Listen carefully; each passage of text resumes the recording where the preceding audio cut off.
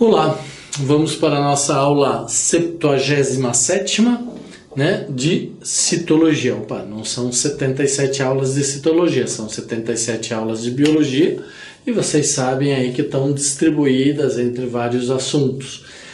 Mas todos os assuntos dentro da biologia têm uma correlação, né? Vocês sabem disso, né? Vocês sabem que tem correlação. E por isso que é importante toda aula não ficar dúvida conceitual, entender os processos, entender os conceitos, porque eles são utilizados em áreas diferentes às abordadas, né? Então a gente já viu a importância da síntese das proteínas, dos ácidos nucleicos, dos RNAs mensageiros, né? Ribossômicos, que foram vistos em citologia, mas também foram vistos lá em genética, né? Tá? Então hoje nós vamos falar do complexo de Golgi, ou complexo golgiense, né? Visualizado pela primeira vez em 1898. E por que eu ponho essas datas, pessoal? Dificilmente um professor, um redator de um teste vai pedir essas datas para vocês. Mas eu estou chamando a atenção de vocês sobre o fenômeno da ciência, da biologia, esses caras muito fantásticos, 1898. Olha, eles não tinham internet, eles não tinham o que a gente tem hoje. Olha o que eles fizeram pela ciência, eles entenderam a ciência, eles formularam a ciência, eles geraram esse conhecimento para a gente, né? Então, tá na mão de vocês mudar aí o futuro. Vamos lá, gente, tá? Não tem desculpa. Fizeram muito mais do que nós estamos fazendo hoje em dia. Nós estamos preguiçosos, né? Nós nos damos desculpa para tudo, sempre com muitas desculpas, tá? Mas vamos lá. Foi identificado pela primeira vez por Camilo Golgi, por isso complexo de Golgi, né? E como é o nome de complexo golgiense, já pressupõe que é uma coisa complexa, né? Uma situação complexa, e é isso que eu vou tentar exemplificar para vocês aqui, explicar para vocês, tá? Mas seu estudo só foi possível com microscópio eletrônico, ou seja, Golgi identificou o complexo golgiense, mas não conseguiu identificar todas as suas funções, características, detalhes, porque em sua época não tinha microscópio eletrônico.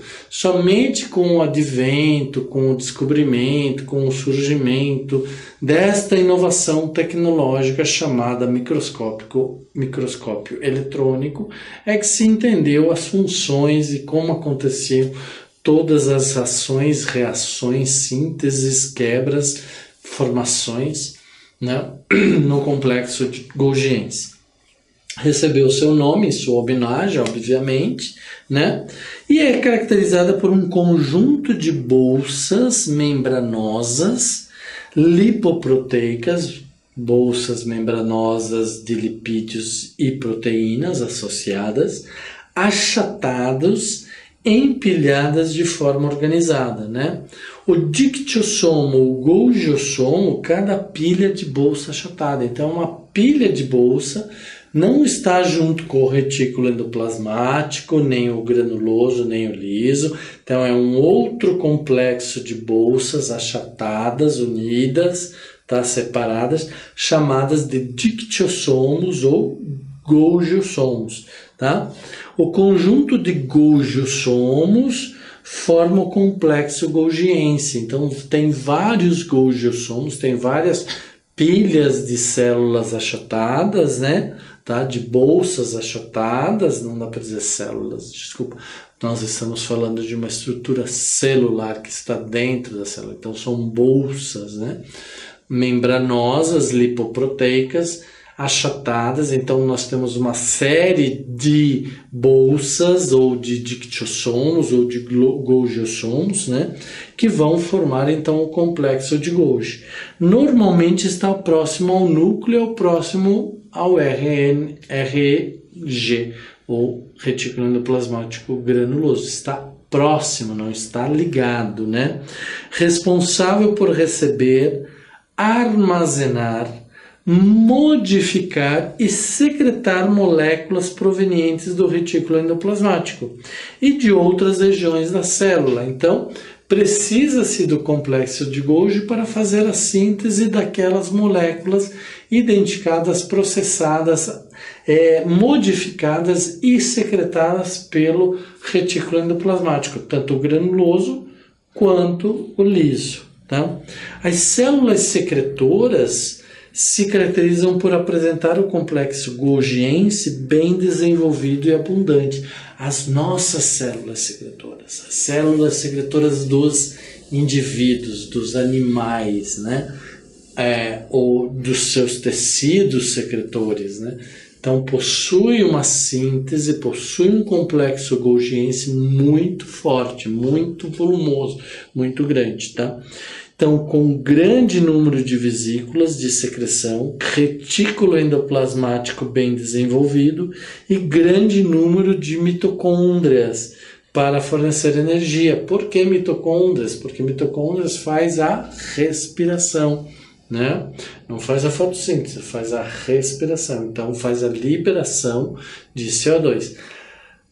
Então, porque são células do sistema excretor, precisam de todas essas estruturas, precisam de um grande volume para dar conta de todo o alimento que ingerimos, de todos os componentes nutritivos que ingerimos, tanto sólidos quanto líquidos, né? Tá? E ocorre somente aonde? Nos eucariontes. Então, somente os eucariontes é que tem complexo de Golgi. Tá? Ou golgiense. Ao microscópio, observa-se duas fases. A primeira, fase cis, ou formativa, e a segunda, fase trans, ou fase de maturação. Então, temos uma fase que gera as membranas, que gera as bolsas, e a outra fase que amadurece essas bolsas. Então, tem uma fase cis e uma fase trans, né? Então, fase cis ou formativa, próxima e voltada para o retículo endoplasmático, voltada, vocês vão ver na próxima imagem que ela é como se fosse uma curvatura, né? uma côncava, né? Podia ser uma curvatura convexa, não, mas ela é côncava, voltada para o retículo endoplasmático, certo? Ok? E é dali que ela se produz e vai girar, por isso que é cisformativa, ela se forma a partir daí, né? Local onde vesículas provenientes do RE, do retículo endoplasmático, carregando lipídios e proteínas, se fundem ao complexo golgiense. Então, aquelas vesículas que sobraram, que foram eliminadas do retículo endoplasmático, vão chegar ao complexo golgiense e vão se fundir. É como se fosse uma matriz dessas bolsas ou dessas vesículas formadas pelo retículo endoplasmático. Tá? Já na fase trans ou de maturação, posiciona-se voltada para a superfície celular. Então, vocês lembram, o retículo endoplasmático praticamente está envolvendo o núcleo, né? Então, nós temos o complexo golgiense que está em volta, próximo ao retículo endoplasmático. A sua concavidade está direcionada para o retículo endoplasmático e a sua convexidade para a parte externa ou mais externa da célula ou a membrana ectoderme celular, né? Tá? Constitui na região de onde brotam vesículas, contendo moléculas que foram processadas e empacotadas, né? Então, sejam quais moléculas forem, foram processadas e empacotadas e podem vir a ser liberadas para os vacúolos, dependendo do que tipo de molécula que nós estamos falando. Então, as vesículas podem ser lisossomos, cheios de enzimas digestivas, que serão usadas na digestão, tanto intra quanto extracelular, né? Vesículas contendo secreções, que serão lançadas para fora da célula, como enzimas digestivas ou hormônios, como eu falei para vocês. São vesículas que vão ser secretadas para fora da célula, podem ser direto ou podem se associar, entrar nos vacúolos e aí serem liberadas, tá? Ok? Contendo enzimas digestivas ou hormônios, né? Então, essas substâncias que foram produzidas, lembra, retículo endoplasmático granuloso, formam o quê? Síntese proteica. Então, essas proteínas podem ser incorporadas pelo complexo de Golgi ou Golgiense, são processadas, são transformadas, são quebradas e são secretadas na forma de vesículas que podem permanecer dentro do citoplasma ou ser enviadas para a parte externa da célula. Tá? Os acrossomos são vesículas cheias de enzimas presentes na cabeça do espermatozoide e que perfuram os revestimentos do óvulo durante a fecundação. Então, olha lá a função, né? Formou-se proteínas, e aí nós estamos lá na célula gametófita, né? Ou gameta masculino, né? Gameta do homem, que forma os espermatozoides, e aí na cabeça do espermatozoide encontra-se os acrossomos, que é uma vesícula cheia de proteína que tem como função quebrar a parede do óvulo e fecundar para haver a fecundação do óvulo. O que é essa função? É algum cérebro lá dizendo você vai fazer, você vai fazer, você vai fazer? Não, não é isso. É o que é? É uma reação química, uma percepção química, que eu já falei isso para vocês, através de receptores químicos nas membranas das células ou nas membranas das organelas, que vão fazer essas reações acontecerem, tá? Ok? Então olha lá o exemplo: vesículas contendo hemiceluloses, pectatos e celuloses que serão usados para construir a parede da célula vegetal. Então, estas vesículas que surgem lá dos complexos golgienses dos vegetais vão fazer a parede celular, não a membrana celular, mas sim a parede celular. A parede celular é uma estrutura que existe nos vegetais para dar mais resistência, para dar mais firmeza ao vegetal, né? Vamos lembrar de uma árvore de 50 metros de altura, de 30 metros de altura.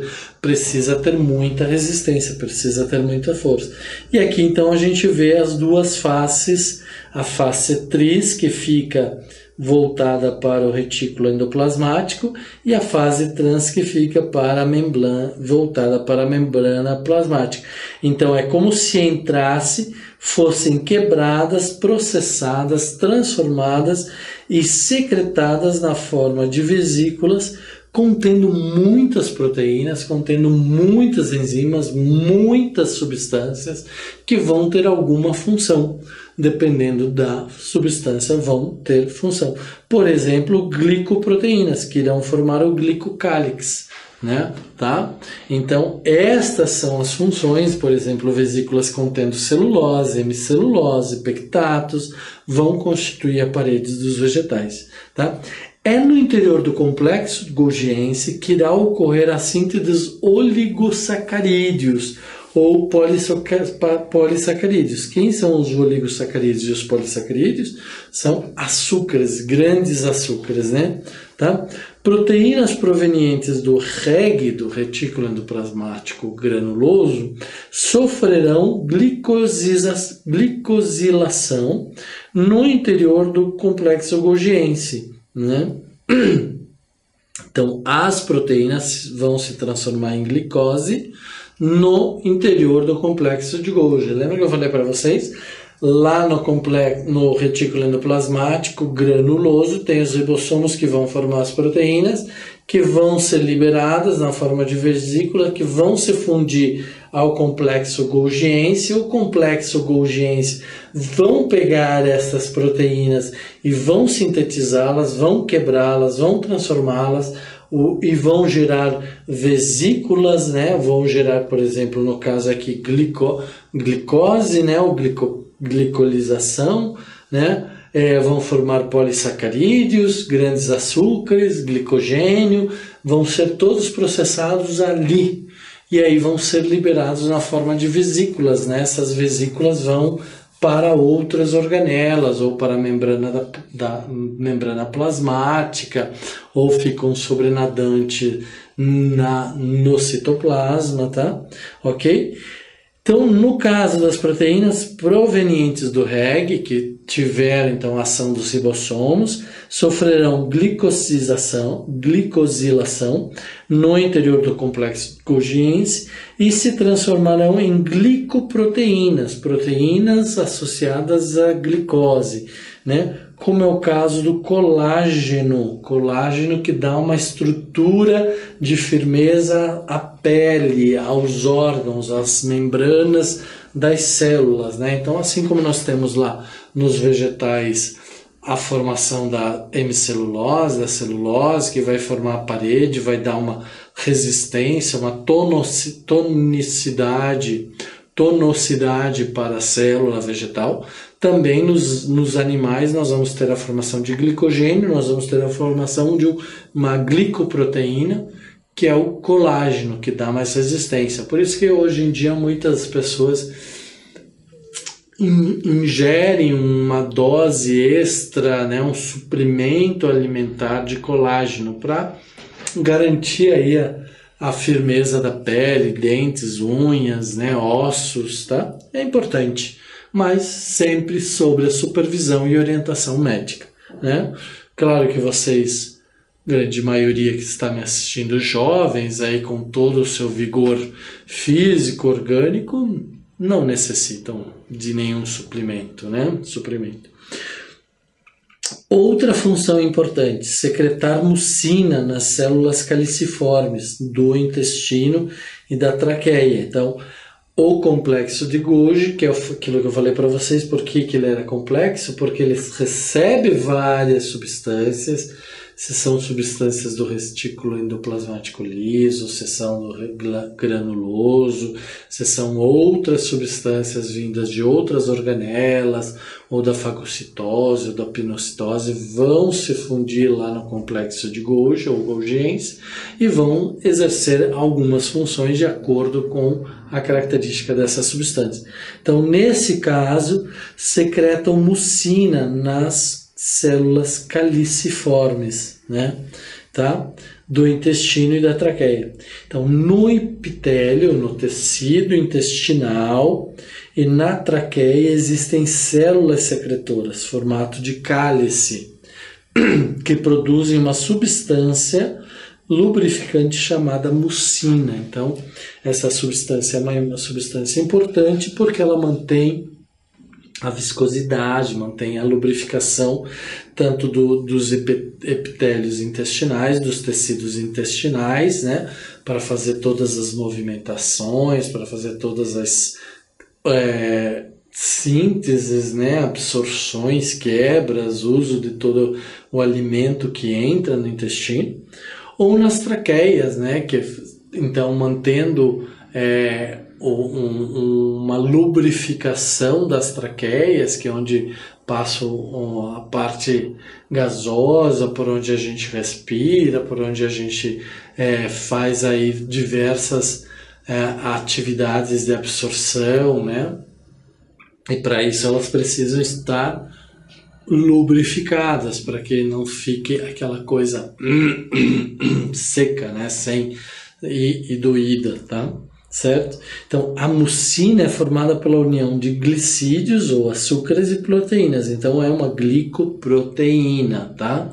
Uma proteína associada a glicose, a glicogênio, a glicídios, né? Açúcares, tá? A síntese e secreção dessa substância é feita síntese das proteínas no REG, né, retículo endoplasmático granuloso, simultâneo armazenamento de glicídios no interior do complexo Golgiense, migração de vesículas do REG contendo as proteínas até o complexo Golgiense, união das proteínas com os glicídios no complexo Golgiense, formando a mucina, uma glicoproteína.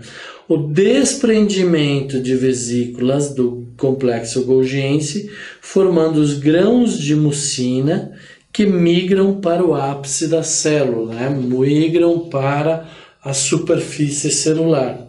Eliminação da mucina na superfície do epitélio, fazendo então a lubrificação, né? Como que ela é liberada? Pela quebra da membrana celular, né? Tanto da própria vesícula quanto da membrana, e aí vai fazer então a lubrificação intestinal e da traqueia. É como se fosse uma secreção, né? Eliminação de um muco, né? Ou de um visco, né? De um líquido viscoso que vai manter a lubrificação das células, né? Ou dos tecidos e das paredes. Então, secreção de mucina, olha lá. Temos mitocôndria, nós temos o núcleo, né, e o sentido da secreção. Então, sempre da parte interna para a parte externa. Olha que nós temos então o retículo endoplasmático granuloso e liso, e nós temos o complexo de Golgi que vai receber essas vesículas, vai processar e vai eliminar outras vesículas, né, que são as vesículas de secreção, que contém uma glicoproteína chamada mucina, que vai para a superfície da célula, certo? E aí vai ser quebrada, né? E vai então liberar essa glicoproteína, esta substância que vai manter então a lubrificação dos tecidos epiteliais, tanto intestinais quanto da traqueia, né? Então, por que traqueia? Porque vocês imaginem que a gente fica respirando, às vezes respirar é um ar seco, né? Vai consumindo água, vai absorvendo, vai tendo a necessidade de absorver a água, e aí às vezes a gente fica com a traqueia seca. Então essa mucina é importante nesse processo para manter lubrificados os nossos epitélios, tá? Ok? E agora nós vamos falar sobre os centríolos. Centríolos são outras organelas existentes dentro do citoplasma, né? Então, estruturas citoplasmáticas formadas por trincas de microtúbulo da proteína tubulina. Nós falamos da glicoproteína mucina, agora nós vamos falar da proteína tubulina. Por quê? Porque forma tubos. Esses tubos são encontrados em algumas condições, né, dentro dos citoplasmas, certo? Estão presentes nas células dos eucariontes, exceto fungos e vegetais superiores, como gímeno e angiospermas, né? Tá? Possuem capacidade de autoduplicar-se, os centríolos, capaz de agregar moléculas de tubulina e dar origem a novo centríolo. Então, eles se autoduplicam, os centríolos vão se autoduplicando o tempo inteiro. A autoduplicação ocorre na interface. O que é a interface? É aquele momento entre a duplicação do cromossomo ou das células, né? Tanto na meiose quanto na mitose. É o período que antecede uma mitose ou uma meiose. Então, isso é chamado interface. Por exemplo, o organismo dispara ou ativa a informação de que uma célula precisa se replicar. Então, a proteína tubulina dos centríolos, né, entra em ação, entra em atividade para formar os microtúbulos que vão unir as organelas, os cromossomos, né, para fazer a duplicação dos cromossomos e para fazer a transposição, por isso que elas são em células eucariontes, né, e fazer a formação dos novos núcleos e das novas células, tá? Então, são organelas visíveis somente ao microscópio eletrônico e participam da formação dos cílios e dos flagelos. Então, dentro dos cílios e dos flagelos também nós temos os microtúbulos, né? Os centrosomos, né? Os centríolos, ok? E eles têm esta conformação. A gente já viu isso lá quando a gente falou dos flagelos, falou dos cílios, né? Falou da multiplicação ou da divisão dos núcleos, formação dos microtúbulos, certo? Então, as fibras do fuso presentes na mitose e na meiose, que é esse fuso, né? Então, quando vai haver a duplicação dos RNAs, dos DNAs, né, do material genético dos cromossomos, aí eles são ligados pelos microtúbulos, né, certo? Que são formados por proteínas chamadas tubulinas, e eles vão fazer a migração dos núcleos para formar outras células. E aí depois vem a divisão da célula, né, e aí então quebra esses microtúbulos, e os microtúbulos passam a ficar dispersos no citoplasma, na estrutura de pequenas peças dentro do citoplasma, tá? São organizadas a partir dos centríolos localizados nos centrosomos. Então nós temos um centrosomo onde tem os centríolos. A partir daí, quando for haver a divisão celular, seja por meiose ou mitose, há um comando por ação química da célula para produzir os centríolos, para produzir os microtúbulos, e assim garantir a possibilidade de divisão celular e cada célula ter o seu núcleo. Então, as células animais apresentam dois centríolos dispostos perpendicularmente entre si e próximos ao núcleo celular, que é isto que eu falei para vocês. Olha só, eles estão perpendiculares, eles não estão paralelos, eles estão perpendiculares e ficam próximos ao núcleo. Por que ficam próximos ao núcleo? Porque assim que houver a informação de divisão celular, eles vão ser ativados, tá? Unindo e mantendo quem? Os cromossomos. O número de centríolos por célula varia, sendo que nas células ciliares a quantidade de centríolos é mais abundante.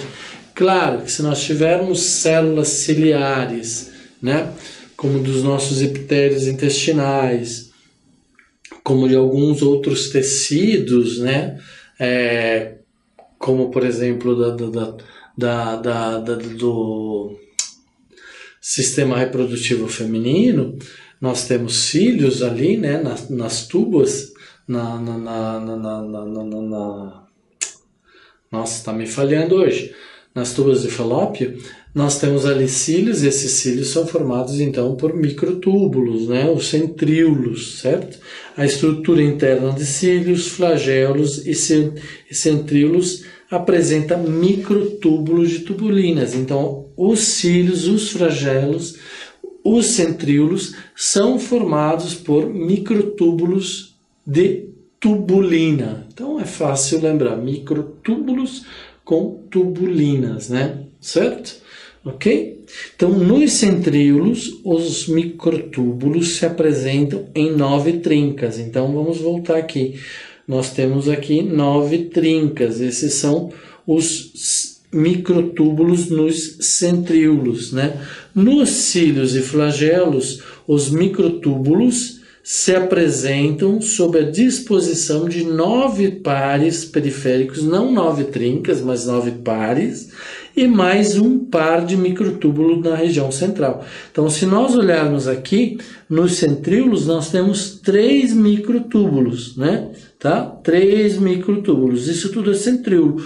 Já nos cílios e nos flagelos, nós vamos ter 2 microtúbulos, pares de 2 microtúbulos e um duplo microtúbulo no interior, no centro, né, do flagelo e do cílio, certo? Então, esta é a composição diferenciada entre centríolos e cílios e flagelos. Outra diferença é que os cílios e flagelos são revestidos por membrana lipoproteica, né? Já os centríolos não são estruturas membranosas, então não possuem membranas, tá? Então essa é uma outra diferença. Como os cílios, os flagelos estão sujeitos a mais ações externas, eles possuem então uma estrutura membranosa lipoproteica, formada por lipídios e proteínas. Assim dá também uma resistência maior né? Uma dificuldade maior de dissolução desta membrana, né? Já os centríolos não, né? Os centríolos são estruturas internas das células e eles não precisam então desta estrutura lipoproteica, desta membrana lipoproteica. Então aqui só um exemplo para vocês dos centríolos, os microtúbulos, né, que formam os centríolos. Então aqui nós vamos observar que nós não temos estrutura interna ligando todos os microtúbulos e é formado por 9 trincas, né? Já os cílios e flagelos são formados por pares, né, de microtúbulos. Esses pares estão ligados a um duplo microtúbulo interno, tá? Então, essa é a diferença entre os centríolos e os cílios e flagelos, ok? Outra diferença é que os cílios e flagelos apresentam uma membrana lipoproteica de proteção, né, dando mais resistência, dando mais estrutura, né, mais força. Já os centríolos, como são estruturas organoides celulares, estão lá no citoplasma, não precisam desta estrutura membranosa. Ok, pessoal? Então, hoje nós vimos o complexo Golgi, nós vimos os centríolos. Então, pessoal, estudar, memorizar os constituintes de um de outro. Para que serve o complexo Golgi? Qual a diferença do retículo endoplasmático? O que acontece no retículo endoplasmático granuloso? O que acontece no liso? Ok? Então, essas são as memorizações, esses são os processos de estudar, raciocinar, entender as diferenças, entender o que acontece com um, o que acontece com o outro, né? Onde que acontece as sínteses, as quebras de quando você tem dosagem de medicamento, álcool, drogas, tá bom? Então, fiquem bem, estudem bastante e vamos que vamos. Até mais. Um grande abraço para vocês. Tchau, tchau.